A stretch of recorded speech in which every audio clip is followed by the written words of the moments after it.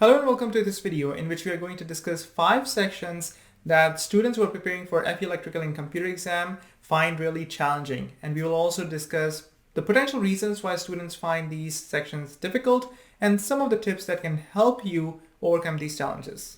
But before we dive into the content, I would really appreciate if you could like this video, subscribe to the channel, and click the bell icon if you haven't already done so.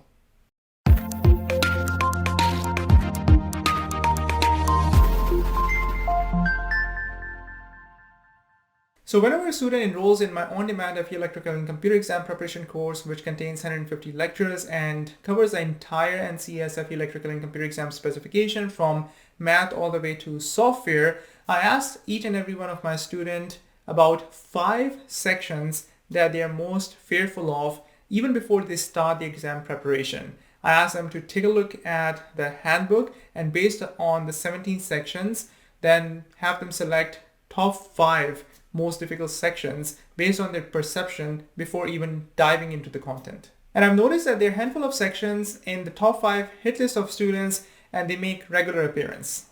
Section number 1, which bothers students a lot, is signal processing. Now, when you look at signal processing, it is fairly heavy on math. It includes analog filters, sampling, Nyquist theorem, digital filters, and Z transforms. What I've noticed is that these concepts are a little bit convoluted. These concepts are a little bit abstract. So you really have to dig a little bit deeper in order to fully understand really what's happening. Because you can probably imagine circuits, current flowing, voltage developing, voltage drop happening, voltage gain happening. For a lot of mechanical and chemical engineers, they won't really be able to conceptualize what really voltage is and current is. But when it comes to signal processing, it becomes even much more murkier. So that's why you have to really have a very sound base of math. So when you're dealing with Z transform, the first thing you need to know is partial fraction expansion and obviously the Z transform table. And to be able to apply the Z transform table and use it properly, you have to have a good understanding of different types of functions, such as unit step function, delta function, and so on and so forth. So the reason students find signal processing difficult is that it is not one of those things that they get exposed to too much, especially because you get introduced to signal processing, signals and systems, generally in second or third year of your university, as compared to circuits or some of the other topics, for example, power, for which you would have been exposed maybe even in your high school. So don't be scared of this topic. Once you understand the concepts and once you're able to make use of the resources that are provided to you in the NCEES FE reference handbook, namely the tables and the circuits for analog filters, digital filters, difference equations, and so on and so forth, then this should be relatively simple. Section number 2 that shows up quite frequently on the list is communications. Now, communications and signal processing are very closely related. In my opinion, communications is much more heavy on math. It includes Fourier transform, it includes Fourier series, and modulation techniques, AM modulation, FM modulation, PM. All of these really require very in-depth understanding of how the sinusoidal functions work, what you have to do in order to make sure that you are calculating the phase angle properly, finding the upper sideband, the lower sideband, and obviously trigonometry appears over and over in communications. In my personal opinion, the actual math section is probably not that heavy in terms of trigonometry as compared to communications, because you end up using products of sinusoidal functions, the double angle formulas, the half angle formulas. So my advice to you for communications, in addition to understanding the theory behind communications and the topics that I just mentioned, is to spend a lot of time on math. Because if you have an understanding of how to identify a pulse, how to look at a pulse function and translate that into its equation and then apply the Fourier transform using the table, all of that essentially requires sound knowledge of math. So spend a lot of time learning trigonometry and how to use the tables. And once you get that done, I would say more than 50% of the battle with communications you have already won. The third topic that students are most fearful of is computer networks. Now, computer networks is an odd man out. The reason is that when you look at the NCEES FE Electrical and Computer exam specification, there are more than 10, 15 pages dedicated in the reference handbook for computer networks, but when you look at its weightage, it is one of the most lightly weighted topic on the exam, which is counterintuitive because you have to spend so much time covering all the content only for maybe 4 or 5 questions on the exam. When you compare it to something like circuits or math, although those topics also contain a lot of content in the reference handbook, especially math, circuits not necessarily as much, but then you are rewarded quite a bit in terms of the number of questions that you can expect on the exam. So the effort to reward ratio when it comes to computer networks is a little bit skewed in my opinion.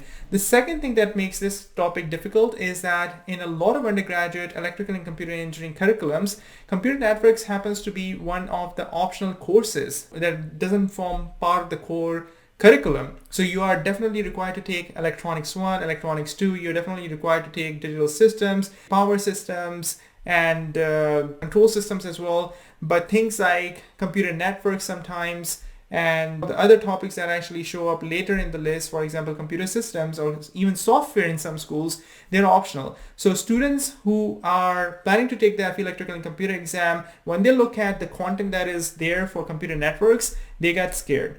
My recommendation to students is that even if you haven't taken any coursework in your undergraduate, don't be scared about it, because the fact is that the reference handbook provides you a very good guideline of at least what you're expected to know. So just have trust in your abilities to learn and absorb new concepts, new knowledge.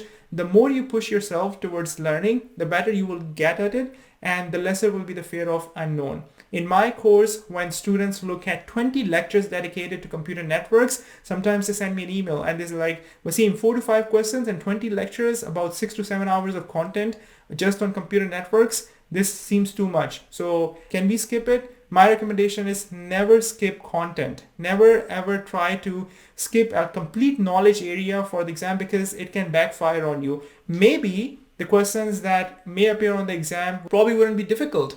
So you might have lost out on an opportunity of scoring easy points, even though the concept of the knowledge area from your standpoint is difficult. But here's the thing, no matter how difficult the knowledge area is, an examiner can give you a very easy question on it. And the reverse is also true. If you have a very easy, simple concept, an examiner wants to create a difficult question out of a simple concept, that is also quite possible. So never skip anything completely. And if you're using effective exam preparation resources, for example, my on-demand FE Electrical and Computer exam preparation course, I make sure that none of the topics that are required for computer networks are missed out. Even if you are a beginner, if you haven't taken any course in your undergraduate coursework, you would be able to very quickly speed up and improve your level of understanding and competency in this particular area. The fourth topic that students routinely select is digital systems. Now, I must agree that digital systems is not a straightforward, easy, and simple knowledge area to grasp. The reason is that it progressively and in fact very quickly advances into very complicated concepts, and primarily in the form of counters and flip-flops, which really require a very deep level of understanding and a lot of practice, even like problem solving techniques, in order to really get them right, because there are multiple things happening at the same time. But having said that, digital systems is actually a very broad knowledge area, which is good, because within digital systems you have some low-hanging fruits. For example, number systems, Boolean logic, logic circuits, logic minimization, state diagrams. All of these topics are actually relatively simple and straightforward to score points on. Once you know 1, 2, 3 step process, then you can pretty much handle any question from that particular knowledge area. So when it comes to Boolean logic, when it comes to number systems, in fact, number systems, a lot of it can be solved on your calculator. So those questions can even be freebie if you actually know how to use your calculator properly. So digital systems is a tale of two cities, basically. One is very difficult and one is very tough and very, very scary. And the other portion of digital systems, not so much. So your focus should be, first of all, get your preparation up to a level that all the low-hanging fruits that you're able to basically grab them, score points on, and the more difficult and challenging ones, you slowly and gradually build up that foundation so that you understand the truth table, you understand basically what's the difference between sequential circuits and the combinational circuits, and then work through the transitions of different state changes. Try and work with enough problems while understanding the concepts, that you become comfortable with the counters, different types of flip-flop circuits, different types of multiplexers, different types of decoders, and so on and so forth. Now, the fifth topic is sort of a wild card, but it shows up over and over again, and that's why I've included in this list, and it is software engineering. Now, a lot of FE electrical and computer students who are planning on taking this exam want to become power systems engineer. Then there's a smaller percentage who wants to become a telecom engineer.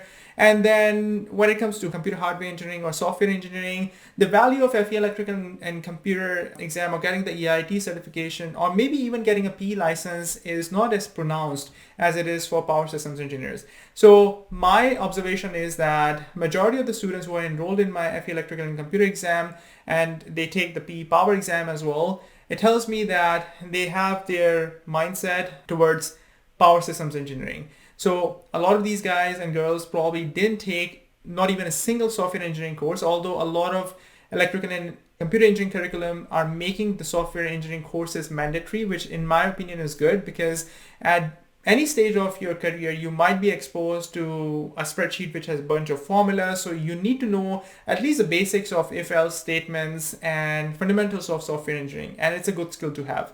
So if you haven't taken software engineering, it's not the end of the world. And just be mindful of the fact that software, just like computer networks, is also a lightly weighted topic. It's a little bit more manageable, so you can be a little bit laser focused on what you need to do and what you don't need to worry about.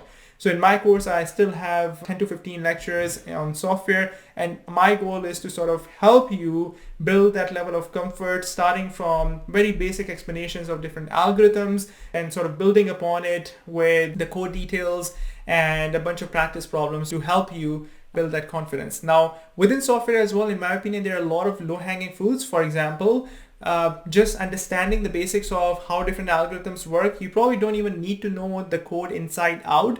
And if you're using good exam preparation resources, and if you want to spend a little bit time and set aside maybe 10 hours just for software engineering, then I'm pretty sure that once you put in those focused 10 hours of studying, that you will know more about software engineering, at least in the context of FE electrical and computer exam, than you knew previously.